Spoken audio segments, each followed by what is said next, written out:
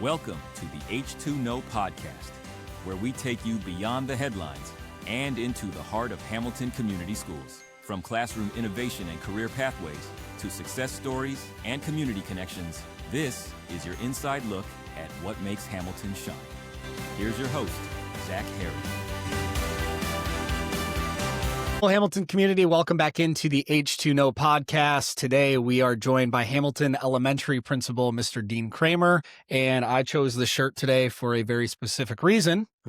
I chose mine today for a specific reason as well. Yes, Blue Ribbon School, very prestigious award and recognition for Hamilton Elementary, the first school in Hamilton Community Schools history to be recognized as a Blue Ribbon School. So that's a huge deal, and we kind of want to touch on some things that you think maybe have led to that prestigious recognition from the state of Michigan. So we'll kind of dive into that on today's episode and maybe dive into some unfamiliar territory for maybe some parents, right? And some of our programming that has led to this success. So first of all, Dean, thanks for being on. Touch on what a Blue Ribbon School is and how prestigious this is for Hamilton Elementary. Sure. So the U.S. Department of Education started the Blue Ribbon Schools program back in the 80s. And they recognized schools across the country with what they call the Blue Ribbon Award or the National Blue Ribbon Award. And there were two main ways that they recognized schools. One was for what they call persistently high achieving schools. And then the other was for closing the gap schools, schools that had a big gap between certain subgroups of students, and then for schools that demonstrate a lot of success in closing that gap in achievement in those groups. So that was historically Blue Ribbon, like I said, started in the 80s. I was checking the website. It said something around the lines of around 9,000 in some schools have been recognized. But when you think from the early 80s to now, that's really not very many schools across the country in that window of time. So what does that mean now for Blue Ribbon? I said was, and Department of Education. So the U.S. Department of Education has gone through some cuts recently. And one of the things that actually hit the cutting room floor was the National Blue Ribbon Schools program. And so that happened just in this last window, in this last sort of cohort of schools that had applied. So that included Hamilton. And so in maybe August or September, we learned that the National Blue Ribbon program wasn't going to continue. But then the state decided to go ahead and pick up the Blue Ribbon program for the schools that were in this most recent cohort. So Hamilton L is one of, I think, 16 schools across the state that were recognized with this honor. And for Hamilton L specifically, we were recognized as a persistently high achieving school. So it wasn't the closing the gap group, but it was the, hey, we do good stuff with our kids. So, and this is based on 24-25 data, but I think there's a long track record prior to that has kind of led to that. Correct. Yeah. What happened when the initial part of this, and we can get into a little bit more of how I learned of this in a minute, but the initial contact I had from the state of Michigan said that the persistently high achieving, the state actually looks at the metrics. They predominantly will look at M-STEP scores, but they'll also look at comparable schools, based on school size and subgroups and those things. And they put those things, all those metrics in to determine which schools they would nominate to the U.S. Department of Ed for the Blue Ribbon process. And when we look at some of this data, third grade ELA, 68% proficient versus 39% statewide. And you look at fourth grade ELA, 71% proficient at Hamilton L, 43% statewide. I mean, these are huge numbers, and you're exceeding the district mark as well. What do you credit that to? I mean, I know this doesn't tell the full story, right? But you're well above the state averages and proficiency levels. Math, English doesn't really matter. Yeah. I think there are several factors that would come into this, and you also mentioned, exceeding the district average, barely. I think, across our district, Hamilton Community Schools does really just an amazing job with our kids. And so what do we attribute it to? A few different things. I think we have an amazing staff, and that's true across the district. Of course, I'm particularly proud of Hamilton Elementary. Go ahead. Because that's my gig. But I think we do have an amazing staff across the board that really cares for our kids and really does everything they can to help them to succeed. Beyond that, we have a really awesome community. I mean, we have families who also care about their kids' education and really want what's best for them. We get amazing turnout at things like parent-teacher conferences. There aren't many districts that can say they get 98, 99, or 100% parent-teacher conference attendance, and we do pretty much across all of our elementaries. our amazing staff, great community, great kids, kind of great raw product that comes in for us. And then the other thing is, I would say we have really good systems. So for, in Hamilton Elementary in particular, our PBIS system, teaching kids about respect, What does that stand for? What is that? Oh, sorry, PBIS. That's positive behavior interventions and supports. And so that for us, that's our Be a Hawkeye. We call it our 3 Bs and Be a Hawkeye. So that's be safe, be respectful, and be responsible. And then we add at the end, be a Hawkeye. And we just shared that that's the Hawkeye expectations.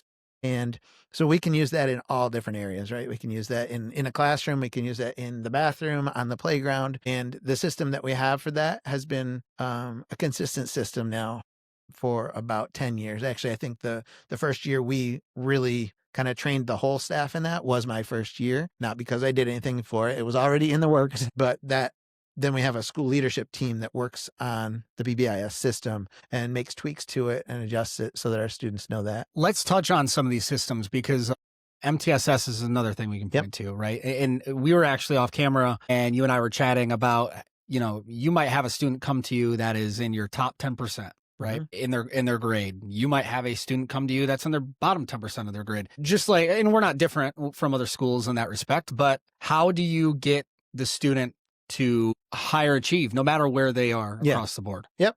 That's a great question. And I think that's the other piece of the system that I think I would attribute it to go back to the first question, like what makes this happen at Hamilton L? Our staff, community, our great kids, and then systems. So MTSS is a system that we use. That stands for multi-tiered systems of support. And that is, again, true across all of our elementaries in Hamilton. In our MTSS system, specific to reading, we use benchmark assessments a few times a year. So that would be something like an iReady assessment or an Acadience assessment where we have the students do one-on-one assessing to figure out, where do they stand in certain areas. We look at that data with our reading interventionists and our reading support teams, and then we make specific plans for individual or groups of students based on that information. And then we take dipsticks, those progress monitoring assessments across the way as well, so that we can ensure that is the intervention that we're doing working? If it isn't working, what might we need to adjust? How might we try something different? And we do that, the benchmark assessments 3 times a year and kind of ongoing progress monitoring and adjustments as needed as well. You've had a lot of teachers retire and move on and new staff come in over your 10 years. I even think of last year and replacing them with some tremendous educators this year as well. Touch on the support that the staff gives one another, particularly I think in 4th grade of Aaron Slotman and Morgan Rankema, bringing Aubrey Foker up to speed. Who's a proud graduate here, but I think she's credited a lot of her success to Morgan and Aaron really bringing her up to speed. And I know that that's across the board, right? That's for sure. That's every grade level. So how do great educators make great educators? Yeah. And I think that comes down to the culture that, that exists at any given building or any given district. For us, we have really great grade level teams that get along awesome together and are always looking to support one another in that way as well. Yeah, last year alone, we had 5 staff members retire, and I'll say staff total because it wasn't just teaching staff, but 5 staff members retire and 1 who resigned. So we had a decent turnover in that way. And for every person who has come on board, they've been able to jump right in with the support of the team that they have around them, whether it's our MTSS Parapro team with the support of Kara, our reading interventionist, or our grade level teams. Our special ed team will certainly do everything they can to wrap their hands around, new staff members and make sure that they know how does that special ed world work for us at Hamilton L. So it's a lot of, when I say it's about the culture, it's not so much about a specific meeting or sitting down and having a clear, a crystal clear agenda on this is what you need to know, this is what you need to know. But then it's more about how in the everyday, day-to-day, when something comes up, how do they pick each other up? And at Hamilton L, they do that in amazing ways. I do want to talk about the celebration and the way that the staff found out and things like that. But before we do, another maybe boring question for you. I've always been curious how data is evaluated across the board. I'm curious with iReady, just how much you are working with in years past, Matt Rakoff and now Laura Zienstra, who's the Director of Teaching and Learning. If there's problem areas or successes and how much you share that with other buildings or how much you really collaborate with one another, if that makes sense. Sure. Yeah. I would say certainly iReady is our newer assessment. And so we're continuing to learn around that. Actually, we have a day scheduled tomorrow with the principals and Laura to work with iReady to look at our fall data again and kind of see, are there trends in that? Is there something that we noticed that we need to be addressing differently?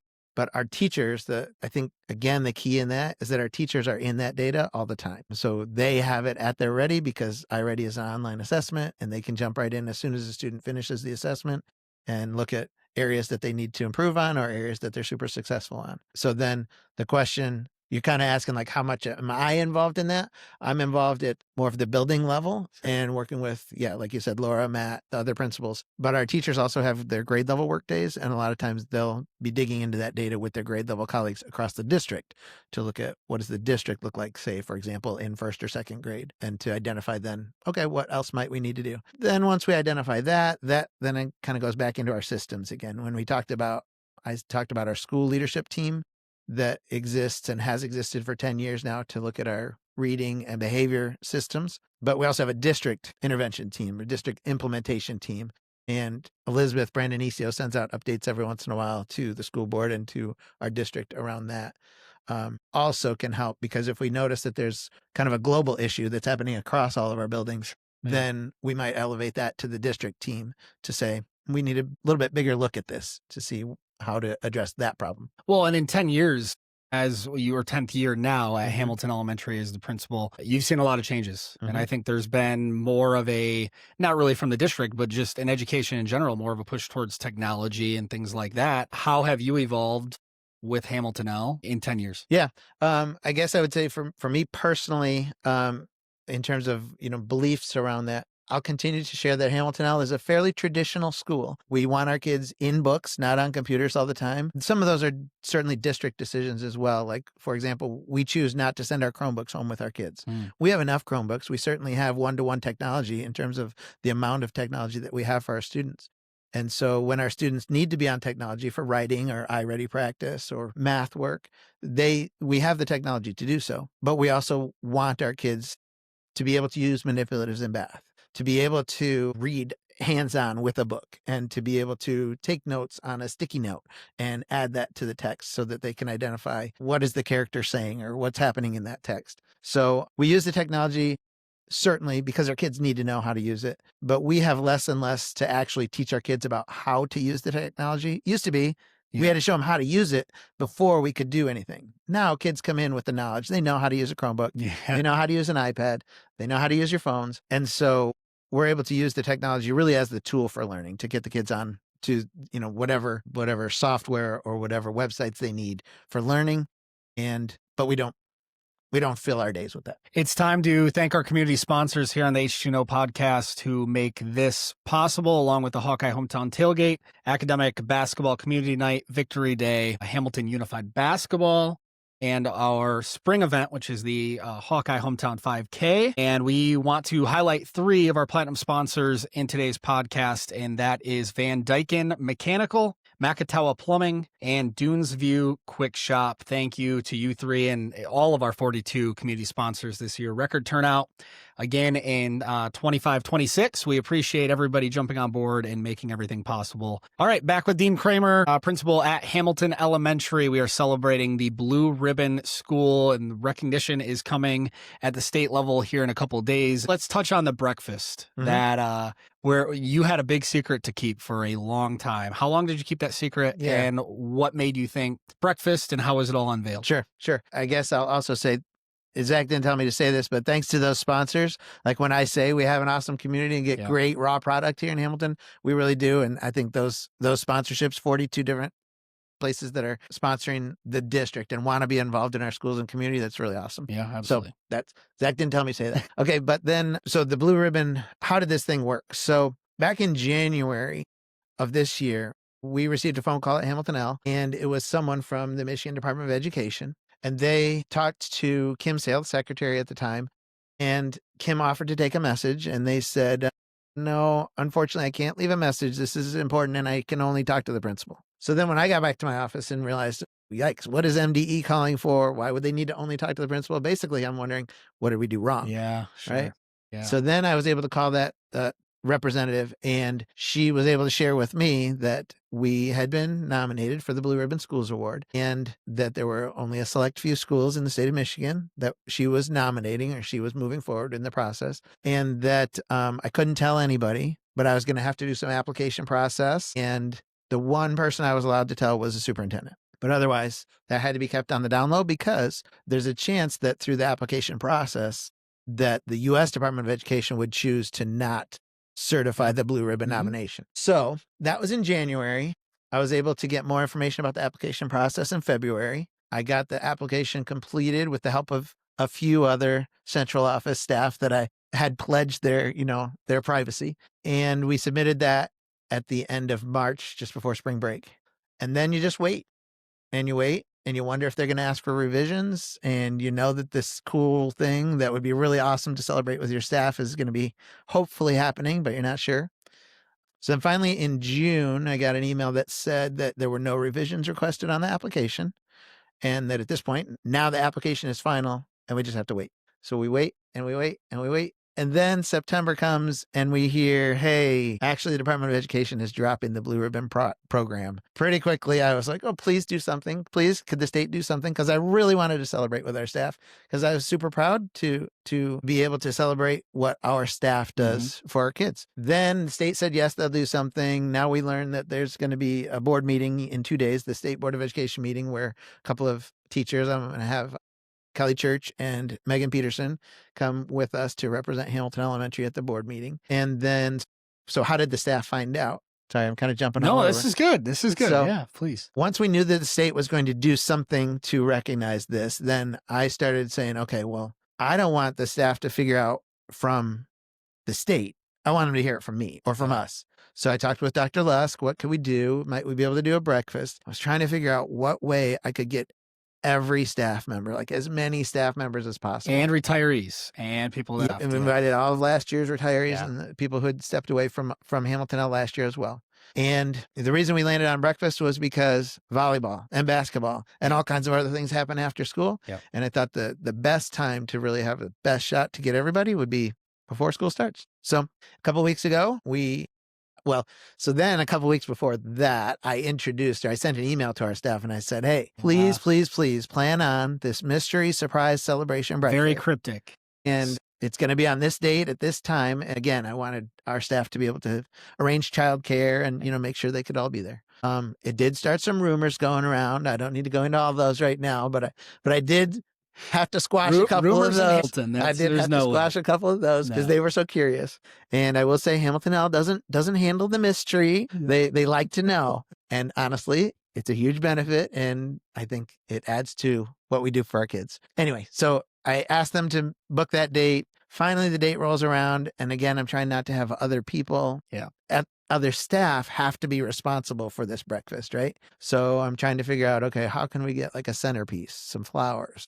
What about some balloons? How do we get the meal itself? So with the help of some staff as well, Stacy Henneville helped a lot with the organization as well the week before, even though she didn't know what she was helping to solve. Oh, okay. So she still didn't know the reason. Yeah. But so yeah, then we had our staff come and they noticed that there were blue tablecloths and blue balloons. And a couple of them said, is that blue ribbon thing? Is that still a thing? Because it's not something we talk about much in school. Right. It's not, frankly, I didn't even know how the process even worked until I got connected from the people at the state of Michigan. So then sure enough, we were able to reveal Hamilton Elementary is a blue ribbon school. Got everybody cool shirts with the blue ribbon logo on the sleeve. So that was fun.